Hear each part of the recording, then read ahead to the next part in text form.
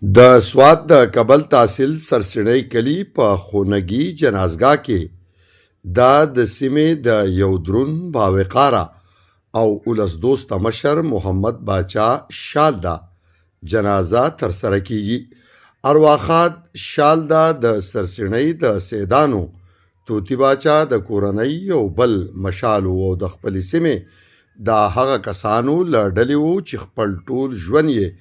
د ولس په خدمت کې تیر کړی، څوک چې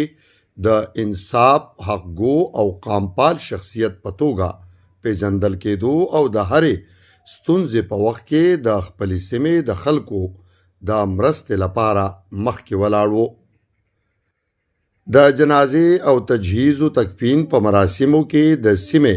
سیاسي، سماجی او دینی شخصیتونو په ډیره زیاته شمیره کې ګډون وکړ.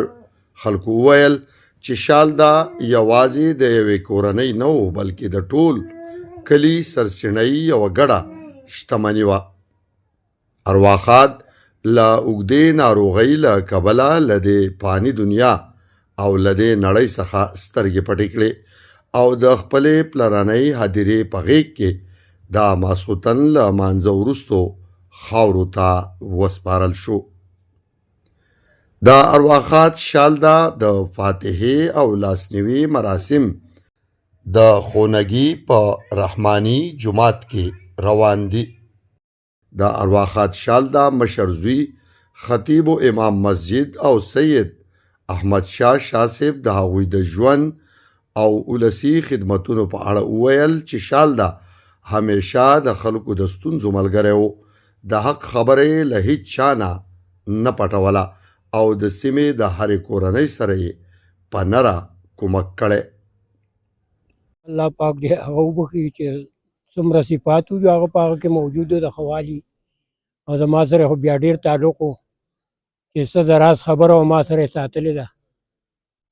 د بچو نه او کور نه او د سیاسي او که څه نو ټولې خبرې ما سره کړي دي او الله دې هغه وبخي. داسې ده لکه چې نن د سړي یا پلار نه یا مور نه داسې احساس دی، نو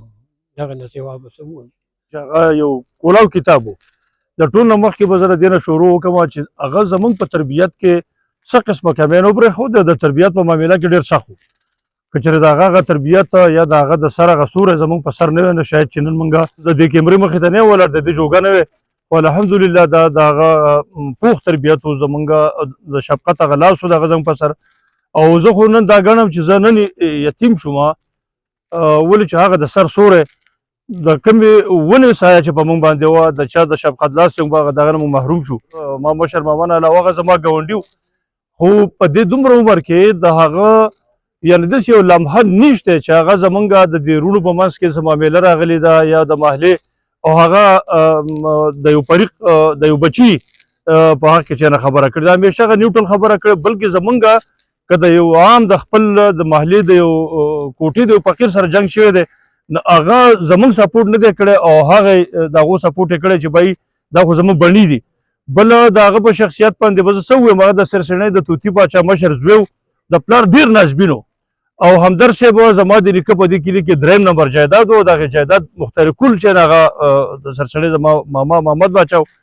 خو د هغه ملنګساري یا د هغه کوم کردار چې و یا د خلکو سره کوم شفقت چې و، هغه تاسو د ټولې نړۍ نه تپوس کولی شئ. او د هغې د قوم ورسره دومره مینه وه چې د ایوب خان په دور کې کله چې بیډي ممبران منتخب کېده، دا ممبري ګټل دومره ګرانه وه لکه د اوسپنې نینې چې چرولې، چې هغه وخت کې ډېر سخت قانون و خانیزم و، خو زمونږ دا ماما د قوم ورسره دومره مینه وه د هغه د دې اخلاص په وجه چې په دوتای اکثریت هغه د کلي بیډي ممبر راخ شوی و. دا د پاکستان مسلم لیگ اولنی جنرال سیکرټري و د کابل تحصیل. د کابل تحصیل هغه زه په فخر سره ویلی شم چې د ټولو نه ښه مقرر و، ډېر سیاسي او یو سماجي شخصیت و. موږ د ماما زامن یو، د ترور او د ماما راوړي وو، خو موږ په حقیقت کې وروڼه یو، لکه بلکل موږ په یوه سینه باندې یو میندو تی خوړلی دی. نو موږ دا نه ده محسوس کړي چې یاره یو پکې هغه داسې وخت راغلی چې هغه ته د بچي په نظر، هغه بل ته د بل سره په نظر کتلي دي. نو د انشاءالله چې زه څومره د خبره وکړم نو هغه به کم وي، خو زه په دې باندې ټولو سامعینو نه به اجازه طالبم چې تاسو ټول لاس پورته کوئ، د هغه ته یقین وکړه چې په سر به دړو نه زمونږ باچا لاله اولیا صاحب دلې دا ټول هغه به د هغه سر ته ناست وو دا د هغه د شخصیت ثبوت او دومره زیر دماغ یې و چې کله به داسې وخت راغی زمونږ به خبره ورانېده یا به هغه خبره دغه له خفګان دلته نه هغه به هغه ورانه خبره په دومره اعلی طریقه سره هغه ځای له راوسته چې هغه خفه سړی به چې هغه خوشحاله کړه او موږ به چېرې په خبره اشارتن پوه کړو چې دا خبره زموږ د کورنۍ دپاره هغه نقصان ده. موږ د والي صاحب نن وفات شوی دی او زه نور زیات څه نه شم ویلی خو دا ټول خلک چې په جنازه کې چا شریک کړی تاسو چې راغلي او چا ته دعاګانې کړي زه د ټولو واټه شکریا ادا کوم او تاسو له دې هم خدای پاک اجر درکړي. هغه غټ خوی دا و چې زه پکې د خپل وروڼو کې لوی وم نو زه پکې له کوټې جګړالو غوندې کې وم لکه چا به څه ووایي نو ما به ورسره ماته وایي چې بچو دې شی وکړه که څوک کنځل کوي نو ماته کوي او ستا مور ته به کوي نو ته به د چا سره څه قسم دغه نه کوي جنګ جګړه به نه کوي نو همیشه یو قسم پیسفول مایندز انسان و په دې وجه خو په دې ټول کلي کې او د کلي نه علاوه چې څوک یې هم پېژني نو هغه یې ډېر عزت کوي. نو یو خوبي خو یې دا وه بله یې دا وه چې 5 وخته ماندګزار او تهجد پسند انسان و او د خلکو سره به یې ډېر ښکلی دا کوو او زما اوس یاد دی چې کله د بټو په زمانه کې هغه کسانو هغه څه به ورته کسانان نو زموږ د ترونو ویل چې دا زموږ په دې ځای کې چې کوم کسان اوسېږي چې دا وباسو دا به زموږ په بټو خبرځوي هغه وایي نه وایي دا خو زما وروڼه دي وایي دا په دې بټو باندې کار کوي زه ویې لا هم نه یم پیدا شوی نو په هغه کې داسې ډېرې خوبیانې د سیمې خلکو د ارواښاد شالدا د وفات پر مهال ژوره خواشیني څرګنده کړه او زیاته یې کړه چې سرڅینۍ نن د یو حقګو سجګو او ولس دوسته مشر نه محرومه شوه. د شالدا دغه خلا به هیڅکله هم پوره نشي او د هغه ولسي خدمتونه به د تل لپاره د یادګار په توګه ژوندي پاتې شي.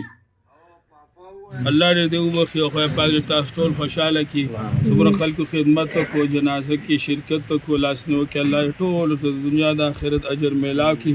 او الله پاک دې بابا دا شپه مبارکه وګرځوي مغفرت تامه دې خدای نصیب کړي دا خبر دې ګلزار کړي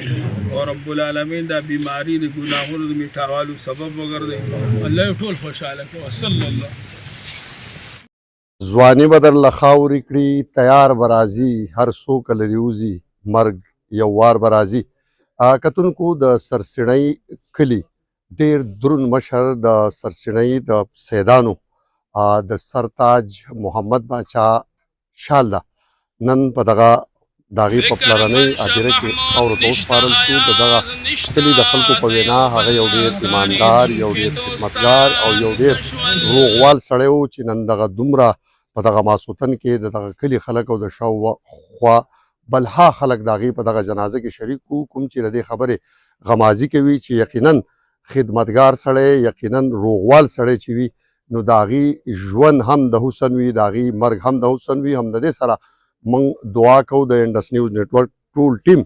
د شالدا د کورنۍ سره د شاه صاحب سره د هغې د زامنو سره د ټولو سره په دغه دروند غم کې برابر شریک دی او لاس په دعا دی چې الله رب العزت دی شالدا ته کامل مغفرت نصیب کړي او په جنت الفردوس کې د ورته اعلی مقام ورکړي او د هغې کورنۍ ته د الله پاک د دغه دروند غم او د دغه زغم د برداشت کولو او د زغملو وس ورکړي. کیمرامین امان الله سره حبیب الله همدرد انډس نیوز نیټورک سرڅینۍ کابل.